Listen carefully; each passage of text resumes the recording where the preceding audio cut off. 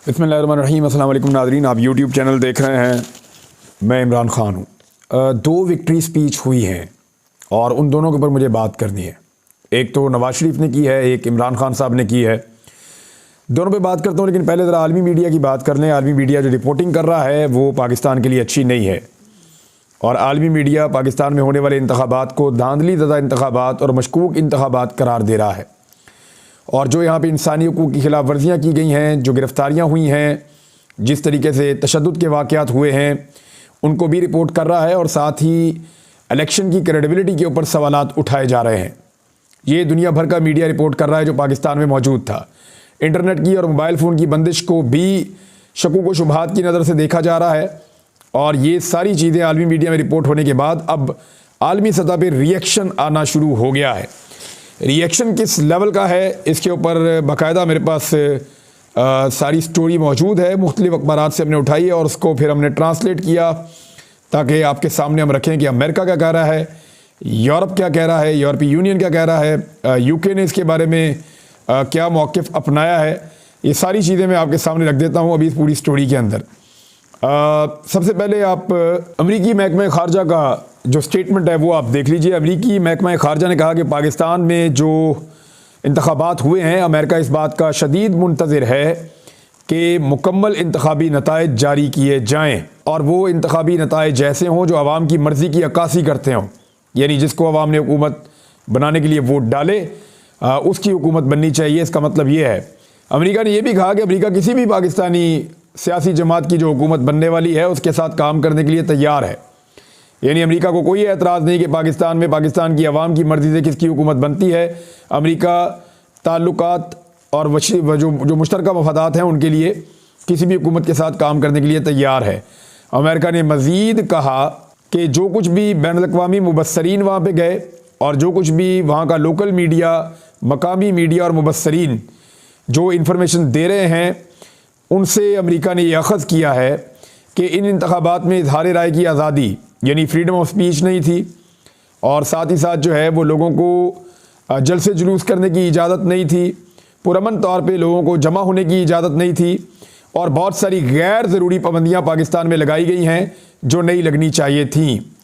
हम इंतखाबात में तशद्दुद की शदीद मज़म्मत करते हैं और इंतखाबी अमल में मुदाखलत के इल्ज़ामात पे अमेरिका बहुत फ़िक्रमंद है। मुदाखलत या धोखाधड़ी या धांधली के दावों की मुकम्मल छानबीन होनी चाहिए। ये है जी स्टेटमेंट अमेरिका का। इसके अलावा जो यूके का स्टेटमेंट जारी हुआ है वो इस वक्त foreign secretary of the state हैं और कॉमनवेल्थ एंड डेवलपमेंट अफेयर्स के डेविड कैमरून, ये साबिक वज़ीर आज़म भी हैं बरतानिया के, और इन्होंने जो स्टेटमेंट जारी किया है वो भी मैं आपको पढ़ के सुना देता हूँ उसकी ट्रांसलेशन। इन्होंने कहा कि शदीद तहफ़्फ़ुज़ात हैं हमें पाकिस्तान में जो इंतखाबात हैं उनकी शफाफियत के हवाले से और लोगों को इसमें हिस्सा लेने का मौका फ़राहम नहीं किया गया उस हवाले से, यानी लेवल प्लेइंग फील्ड नहीं थी उस हवाले से और इंतखाबात की शफाफियत पे हमें शदीद तरीन तहफ़्फ़ुज़ात हैं। ये बरतानिया में ये जारी किया स्टेटमेंट। और साथ ही साथ ये भी कहा कि मालूमात तक रसाई नहीं दी जा रही और कानून की हुक्मरानी समेत बुनियादी इंसानी हुकूक़ को बरकरार भी नहीं रखा गया, ये रखना चाहिए। साथ ही साथ उन्होंने कहा कि मैं जो वोट डाले जिन लोगों ने उनको खराज तहसीन पेश करता हूँ। और बरतानिया ने भी इस बात पे जोर दिया कि फौरी तौर पे इंतखाबी नताइज जारी किए जाएँ और वो अवामी उमंगों की तर्जुमानी में होने चाहिए, यानी वो इंतखाबी नताइज जैसे इंतखाबात हुए हैं। इसके अलावा एक स्टेटमेंट जो है वो यूरोपीय यूनियन ने भी जारी किया है।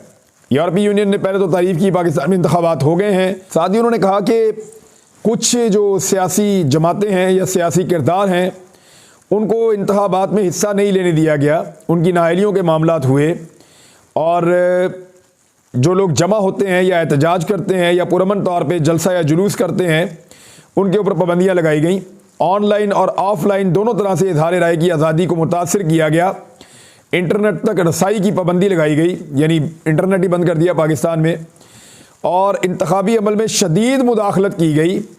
और ये जितने भी इल्ज़ामात हैं उसके अलावा सियासी जमातों और कारकुनों की जो गिरफ़्तारियाँ हुई हैं इन पे बहुत ज़्यादा तहफ़्फ़ुज़ात का इज़हार किया है यूरोपीय यूनियन ने। यूरोपीय यूनियन के हुकाम ने मुतालबा किया है कि इंतखाबी बेज़ाब्तियों की रिपोर्ट की जितनी भी रिपोर्ट की गई है इंतखाबी बेज़ाब्तियाँ उनकी बरवक्त और मुकम्मल तहकीकात को पाकिस्तान यकीनी बनाए। ये जी आपको अमेरिका का, बरतानिया का, यूरोपीय यूनियन का रद्द-ए-अमल आपके सामने आ गया है। पाकिस्तान में जो लोग मियां नवाज शरीफ के सपोर्टर थे वो भी ये कह रहे हैं कि मियां नवाज शरीफ साहब ने गलत काम कर दिया है और उन्हें हरगिज़ ये नहीं करना चाहिए था। जिस तरीके से धांधली के साथ मियां साहब इलेक्शन जीते हैं ये उन्हें जेब नहीं देता। मिसाल के तौर पे मोहम्मद ज़ुबैर PMLN से उनका ताल्लुक़ और गवर्नर रह चुके हैं सिंध के PMLN की जानिब से भी हाल ही में। उन्होंने कहा कि पाकिस्तान तहरीक इंसाफ ने KPK और पंजाब असम्बलियों की कौमी असम्बली की नशिस्तों पर बरतरी हासिल कर ली है। यानी पाकिस्तान तहरीक इंसाफ ने खैबर पख्तूनख्वा में और पंजाब में बरतरी हासिल कर ली है। अब मुस्लिम लीग नून के पास हुकूमत करने का कोई इखलाकी इख्तियार नहीं बचा। जो तलत हुसैन है वो भी कह रहे हैं बहुत आकवर्ड है, मियां नवाज शरीफ ने जो विक्ट्री स्पीच की है उन्हें नहीं करनी चाहिए थी, उनकी बनती भी नहीं थी। अब नवाज शरीफ ने कहा क्या ज़रा ये आप सुन लीजिए। ये बातें जो नवाज शरीफ ने की हैं ना, इनको आपने याद रखना है, क्योंकि इसके बाद बहुत सारे वीलॉग इन्हीं बातों के ऊपर होंगे और ये सियासत इन बातों पे घूमेगी।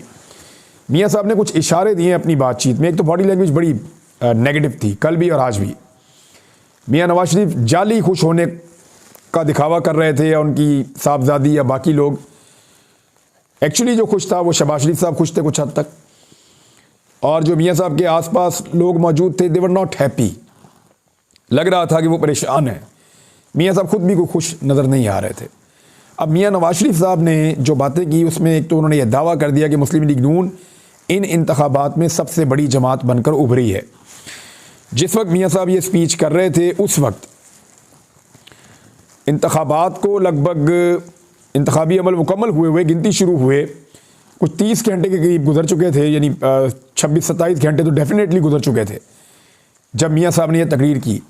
तो 26-27 घंटे के बाद जो मियां साहब की तकरीर आई उसमें भी मियां साहब उस वक्त तक 60 नशिस्तों पे सिर्फ आगे थे, 60 नशिस्तों पे, और वो क्लेम कर रहे हैं कि वो पाकिस्तान की सबसे बड़ी जमात बनकर उभरे हैं। नंबर गेम अभी मैं आपको बताता हूँ कौन है सबसे बड़ी जमात। साथ ही साहब मियां नवाज शरीफ साहब ने कहा कि हमें मैंडेट मिला है, दूसरी पार्टियाँ आएँ और मिलकर एक हुकूमत बनाते हैं, पाकिस्तान को इस भंवर से हम निकालेंगे। हम इस बात के मुतहम्मिल नहीं हो सकते कि बार बार इस मुल्क में इंतखाबात करवाएं।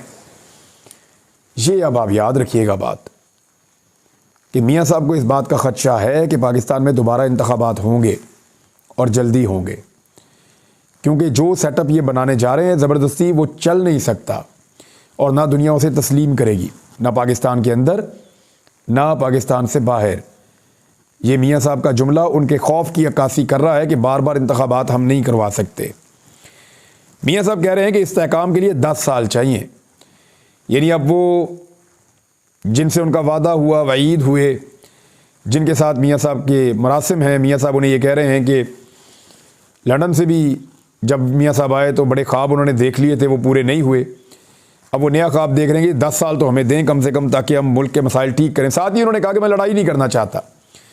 उन्हें ये आइडिया है कि पाकिस्तान तहरीक इंसाफ कभी भी हार नहीं मानेगी।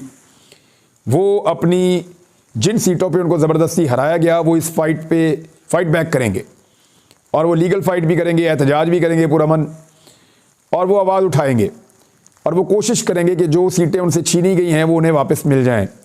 तो ऐसे में मियां साहब बहुत डिफेंसिव हुए। उन्होंने कहा जी मैं लड़ाई नहीं करना चाहता, पाकिस्तान अफोर्ड नहीं कर सकता, सब मिलजुल कर बैठ जाते हैं। साथ ही मियां साहब ने अपने मुमकिन इत्तेहादियों के नाम भी बता दिए। MQM मियां साहब की इत्तेहादी होगी, पीपल्स पार्टी मियां साहब की इत्तेहादी होगी, और जमीयत उलमा इस्लाम मियां साहब की इत्तेहादी होगी, और मियां साहब की अपनी जमात। ये 4 जमातें बड़े इत्तेहादी मिलकर हुकूमत बनाने जा रहे हैं। बलूचिस्तान से भी कुछ लोगों को मियां साहब शामिल कर सकते हैं। अब ज़रा आप गौर कीजिए कि इन्होंने पिछले दिनों एक दूसरे के साथ किया क्या है, वो मैं आपको बाद में बताता हूँ, लेकिन पहले मियां साहब की बात सुन लें। एक और क्लेम किया मियां साहब ने। नवाज शरीफ कहते हैं कि सियासत इबादत समझ कर करें और आवाम की मुश्किलात के हल के लिए काम करें। बात यह है कि आप चोरी का पैसा पहले इकट्ठा करें और उसको फिर आप सदका और खैरात में इस्तेमाल करें, तो आपका सदका और खैरात जो है वो कबूल हो जाएगा। यानी आप चोरी करें, डकैती मारें, लूट मार करें और लोगों से पैसा छीन कर ले आएँ, उसको इकट्ठा कर लें, लोगों का हक मार के पैसा इकट्ठा कर लें और फिर उस पैसे से आप सदकात और खैरात करें, तो आपको लगता है कि आपको सवाब मिल रहा है। तो मियाँ साहब आप चोरी करके हुकूमत बना रहे हैं, चोरी करके हुकूमत में आ रहे हैं, डकैती मारी है आपने अवाम के मैंडेट पे, लोगों ने आपको वोट नहीं डाला, आप 20-25 सीटों से ऊपर कभी भी नहीं जा सकते थे जो आपके हालात थे। ऐसी सूरत हाल में जब दर्जनों सीटें आपने छीन कर ली हैं ज़बरदस्ती जोर लगा के, सेलेक्टेड बन के, तो चोरी करके जो हुकूमत आप लेकर आ रहे हैं तो इबादत समझ के आप खिदमत कैसे करेंगे?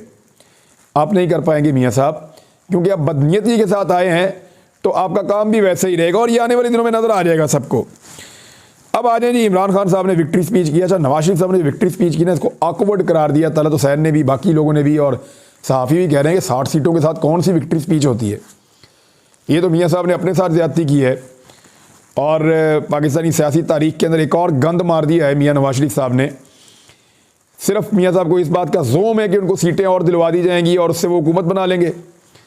ऐसा लगता नहीं है कि मियाँ साहब हुकूमत बना के भी इंजॉय कर पाएंगे। अब आ रहे हैं इमरान खान ने क्या कहा। इमरान खान ने क्लियरली कहा कि पाकिस्तान तहरीक इंसाफ ने कौमी असम्बली की 170 से ज़ायद नशिस्तें जीत कर 2/3 अक्सरियत हासिल कर ली है। ये बात इमरान खान साहब ने उस वक्त कही जब पाकिस्तान तहरीक इंसाफ 95 के करीब सीटें जीत चुकी थी, 95 जीत चुकी थी, लेकिन उन्होंने 170 से ज़ायद का क्लेम किया है। मियाँ नवाज शरीफ ने तो बिल्कुल 60 के ऊपर ही कर दिया था, इमरान खान ने 170 से ज़ायद का क्लेम किया है और वो फॉर्म 45 के मुताबिक है। इमरान खान साहब ने कहा कि अच्छा, ये जो उनका खिताब है ना, ये आर्टिफिशियल इंटेलिजेंस के ज़रिए से, यानी कंप्यूटर के अंदर वो वॉइस इमरान खान साहब की पहचान लेता है, फिर कोई और बोलता है तो वो उसी वॉइस के अंदर कंप्यूटर आगे से बोलता है। तो अल्फाज इमरान खान साहब के हैं, बोल कोई और रहा है, और लहजा और आवाज़ कंप्यूटर इमरान खान की आवाज़ में कन्वर्ट कर रहा है। तो इसको कहते हैं आर्टिफिशियल इंटेलिजेंस, किसी की आवाज़ निकालने के लिए कंप्यूटर को इस्तेमाल करना। लहजा थोड़ा सा मुख्तलिफ था, लेकिन इमरान खान साहब की लग रही थी। बहरहाल इमरान खान साहब ने इस वीडियो में जो कहा, उनके अकाउंट से शेयर की गई, ट्विटर का उनका अकाउंट है, और उन्होंने कहा कि पीटीआई कौमी असम्बली की 170 से ज़ायद नशिस्तें जीत कर 2/3 अक्सरियत हासिल कर चुकी है। आपने यानी पूरी कौम ने हमें वोट देकर पाकिस्तान में हकीकी जमहूरियत की बुनियाद रखी है। मैं आप सबको 2024 के इंतखाबात जीतने पर मुबारकबाद पेश करता हूँ। मुझे पूरा यकीन था कि आप सब वोट डालने के लिए बाहर आएंगे। बड़े पैमाने पर टर्न आउट ने सबको हैरान कर दिया और आपने मेरा मान रखा है। इमरान खान ने कहा कि आपके वोटों की वजह से लंदन प्लान नाकाम हो गया।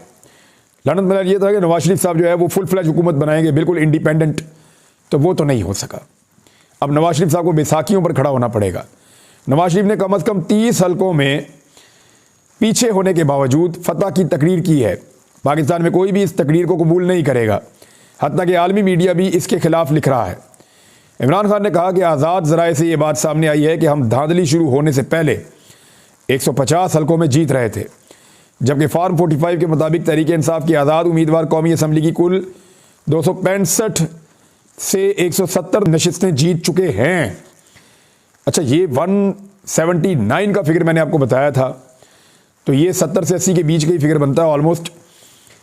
और पाकिस्तान तहरीक इंसाफ ने 2/3 अक्सरियत में वाज़ेह बरतरी हासिल कर ली है। ये इमरान खान साहब का दावा है। अभी उन्होंने हुकूमत बनाने का ऐलान नहीं किया। ये विक्ट्री स्पीच थी और वेल डिज़र्व्ड विक्ट्री स्पीच थी इमरान खान साहब की। उसकी वजह क्या है? कोई सहूलत उन्हें मैसर नहीं है। खुद वो जेल के अंदर बंद हैं, पार्टी के अहम रहनुमा जेल के अंदर बंद हैं, 18,000 कारकुनान गिरफ्तार हुए हैं। पार्टी से अहम तरीन लोग या तो गिरफ्तार हैं या उनको भगा दिया गया है या उनको पार्टी से छुड़वा दिया गया है। बहुत सारे लोग रूपोश हैं, एक भी जलसा नहीं कर पाए, एक भी जुलूस नहीं कर पाए, रैलियां नहीं निकाल पाए, बैनर नहीं लगा पाए, पोस्टर नहीं लगा पाए, कंपेन नहीं कर पाए, लोगों के दरवाज़ों पे नहीं जा पाए, किसी जगह पे कोई मूवमेंट नहीं कर पाए। इसके अलावा हत्ता के जो इलेक्शन वाले दिन कैंप्स लगते हैं पॉलिटिकल पार्टीज़ के, अपने कैंप्स तक नहीं लगा पाए। इस सारी सूरत हाल के बाद छापों का सामना कर रहे हैं, रोज़ाना की बुनियाद पे मुकदमात हो रहे हैं, इंतखाबी निशान भी छीन लिया है, अदालती फ़ैसले लगातार खिलाफ आ रहे हैं, 31 साल की मजमूई तौर पे सज़ा हो गई है। इन सारी चीज़ों के बावजूद अगर एक आदमी पाकिस्तान में 2/3 अक्सरियत ले जाता है फॉर्म 45 के मुताबिक, तो क्या होगा इसका मतलब? इसका मतलब है कि वो विक्ट्री स्पीच कर सकता है, और अगर किसी की बनती थी आज तो वो इमरान खान की बनती थी। अब पाकिस्तान तहरीक इंसाफ जो है वो इस वक्त एक दो राय पे खड़ी है कि इस मामले को आगे कैसे बढ़ाना है। सबसे पहले तो तमाम उम्मीदवार जिनको पता चला है कि उनके साथ धांधली हो गई है, उन सबको तमाम कानूनी रास्ते लेने पड़ेंगे।